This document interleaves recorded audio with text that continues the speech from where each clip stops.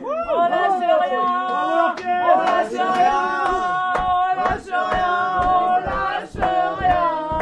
Bonjour. Café, gâteau, phare breton, tout ça, tout ça. Allez, c'est parti les photos. Hop. Libri appel à Condor, confirmation pour la voiture de la police s'il vous plaît, merci.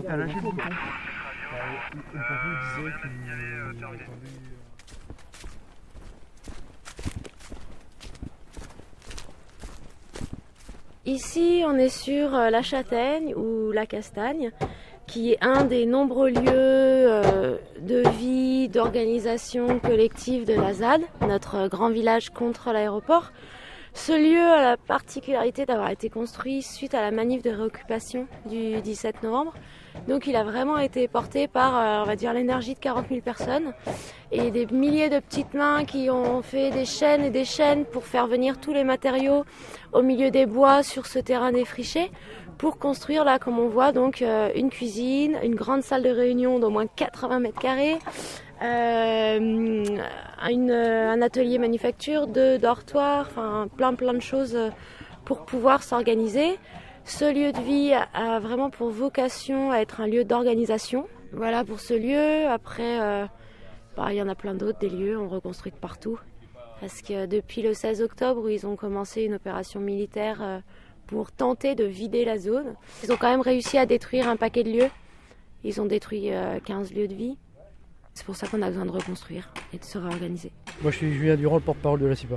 Ça va faire la 7e semaine que nous sommes là tous les jours présents pour empêcher les démolitions et les expulsions. C'est un formidable élan solidaire. Nous allons sans doute faire un grand rassemblement cet été. Il faut que le gouvernement y prenne conscience qu'il y a un mouvement populaire en faveur de Notre-Dame-des-Landes comme de d'autres luttes ensemble, que le changement promis par François Hollande, c'est pas pour dans 6 mois, c'est pas pour dans 5 ans, c'est pour tout de suite.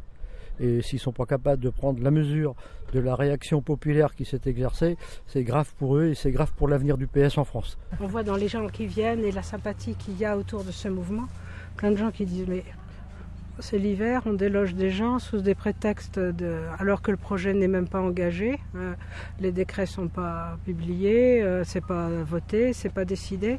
On déloge des gens, on ne les reloge pas, on se livre à des violences lamentables. Ça fait déjà longtemps que mes motivations sont écologiques, mais ce qui m'a mise vraiment hors de moi et m'a fait m'impliquer davantage, c'est les violences policières et la façon dont on a expulsé de manière inhumaine et en bafouant les droits de l'homme. La réponse des autorités, c'est toujours de maintenir et de ne pas engager le dialogue. Ils parlent de faire d'expliquer, de faire de la pédagogie encore, mais bon, on en a eu, et il faudrait qu'ils nous la laissent faire. Hein. Nous, quand je dis nous, je veux dire tous les opposants.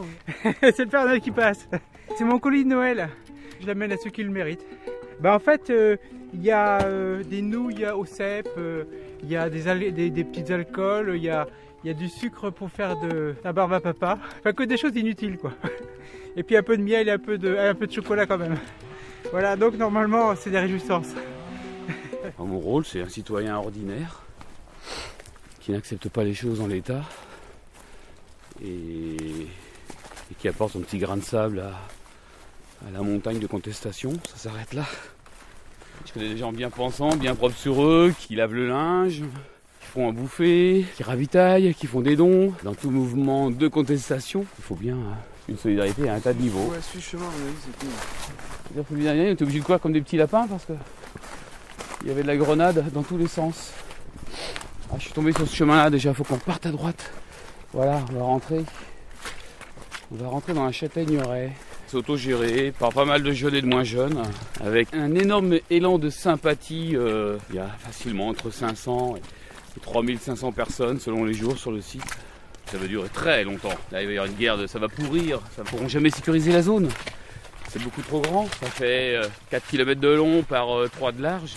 Et compte tenu du niveau de contestation grandissant, plus les courants de solidarité qui sont largement en place maintenant dans la quasi-totalité des départements français, il va falloir qu'ils révisent leur position. Il faudra trouver un bon prétexte, un moratoire, je sais pas, un truc, une astuce. Ah, ça passe par là. Pour que tout le monde s'en sorte à peu près fièrement, sans avoir perdu la campagne. C'est joli la démocratie participative, mais quand ça n'en a que le nom, ça va pas très loin. Je pense que là on est parti pour un bras de fer, il y a pas mal de lobbies en place qui se mettent avec des intellectuels, des économistes, donc la partie est très loin d'être gagnée. Il va passer encore plus bas là, je te dis, avec... Non mais regarde, on se croirait au... Non mais sans déconner.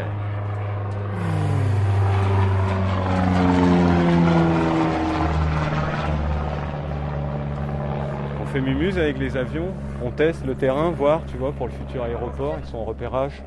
On vit quand même sans montre ici, même si on a un agenda toutes les semaines qui donne tous les ateliers de la semaine, les différentes réunions, les temps festifs aussi, les projections, les concerts.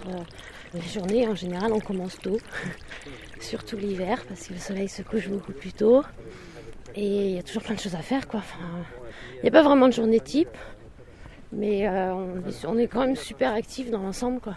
L'énergie elle déborde. Justement, il faut. Le problème ici, c'est plutôt dans l'autre sens, c'est d'arriver à se ménager des temps de repos pour pas tomber dans le burn-out ou je sais pas quoi.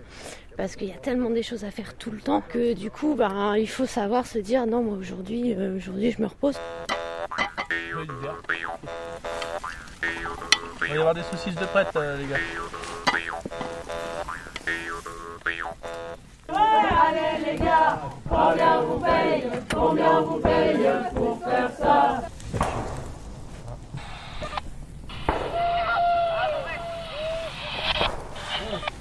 C'est bon, c'est Far West.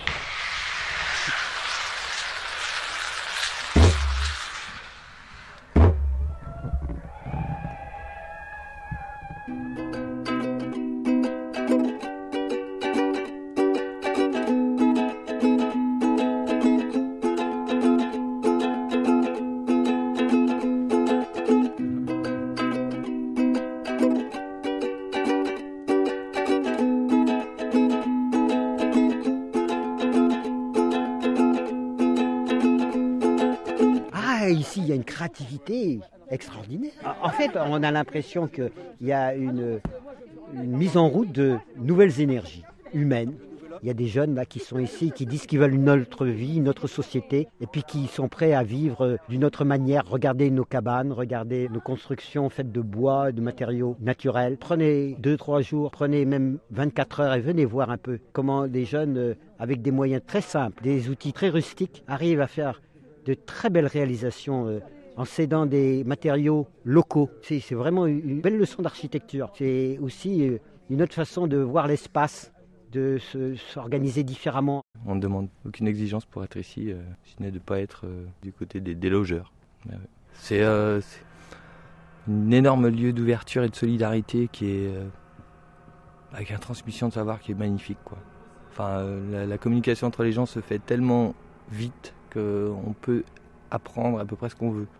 On demande et on se fait enseigner, on peut être enseigné pour construire ou pour les barricades. Enfin, c'est un lieu de transmission de savoir qui est en train de naître, quoi. Moi, c'est ça qui me plaît. Moi, je suis plutôt jeune, j'ai moins de 30 ans. Et je considère que c'est plutôt à nous, les jeunes, de décider des choix de société pour l'avenir. Et nous, les jeunes, on est constamment discrédités, on est constamment déconsidérés. Et nos revendications sont rarement prises au sérieux. Et pourtant, elles sont des plus légitimes puisque la question l'avenir, c'est notre avenir qu'on construit. Donc ici, à la ZAD, on est certes contre l'aéroport, mais on est aussi et surtout contre le monde qui va avec, donc contre le capitalisme et ces logiques d'injustice, de spéculation, de plein de choses, enfin tout ce qui va avec le capitalisme. Et en même temps que tout ça, on est en train de mettre en place notre utopie, un mode de société qu'on a envie de mettre en place qui est à la fois respectueux des individus, il n'y a pas de chef, donc horizontal, qui est écologique, qui est épanouissant. Ici, on travaille librement, c'est l'autogestion, quoi. Et l'autogestion, eh bien, on se rend compte que ça marche. L'anarchie avec un grand A, qui n'est pas l'anarchie du bordel et de la confusion, mais qui est l'anarchie responsabilisante et émancipatrice. Je pense que très peu de gens ici vont utiliser le terme d'anarchie pour définir ce qu'ils font parce que le mot anarchie est très galvaudé, il a pris une connotation très péjorative à cause des médias, hein. Et de ce fait on préfère utiliser d'autres mots comme libertaire ou comme autogestion, mais ça revient à ça, oui, c'est de l'anarchie à comprendre comme le A hiérarchique avec le A privatif. L'espoir d'ici, là, c'est de pouvoir fabriquer ta nourriture, faire des conserves, totalement autonome, mais en collectif. Pas autonome, autarcique, tout seul, tout ça. T'as vu la puissance qu'il y a là? C'est des milliers de gens. Tout ça, c'est quelque chose qui n'est pas fait pour chaque individu, c'est fait pour un bien commun. Ça, c'est indestructible, quoi. Une fois que tu l'as vécu quelques semaines, c'est un mode de vie qui donne de l'espoir aux gens et qui construit des possibles. Je pense que ça fait peur forcément un système existant. Tu n'as plus besoin d'aller dans un supermarché quand tu as fait ton potager. Tu n'as plus besoin d'aller chercher des matériaux quand tu peux bâtir en bois, terre et paille. Tout est autour de nous, quoi. Et après, quand tu as ça, un abri et à manger, bon, qu'est-ce qui te manque? Le côté social, ici, si on ne l'a pas, tu vois, il y est présent, il y est de partout, quoi. Là, tu te sens inclus dans la nature, quoi. L'animal bipède à la bonne place, quoi.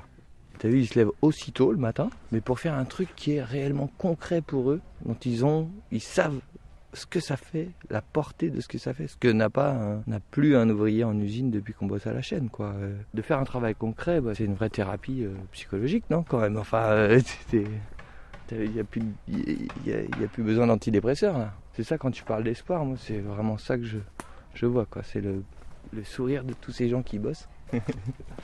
La suite, il faut qu'elle se fasse sur le plan juridique, ce qui a déjà été engagé, puisqu'il y a des recours devant à l'Europe, donc il faut que les recours aillent au bout, et c'est ça qu'il faut qu'on réussisse à obtenir, c'est-à-dire l'arrêt des expulsions, l'arrêt du défrichage des territoires, et qu'on puisse mener nos actions juridiques jusqu'au bout, puisque ce projet n'est pas conforme avec les lois européennes sur l'eau. Donc voilà, donc en fait, moi, ce que je vois aujourd'hui, c'est qu'il y a des gens qui résistent sur le terrain, il y a des gens qui résistent dans les associations, parce qu'il y a des comités de soutien qui se créent absolument partout, et il y a des gens qui résistent dans les partis politiques, et c'est cette convergence-là sur la lutte contre ce projet qui fera qu'on va aboutir à l'abandon de ce projet, ça ne peut pas être autrement. On lâche rien, on lâche rien, on lâche rien, on lâche rien, on lâche rien, on lâche rien.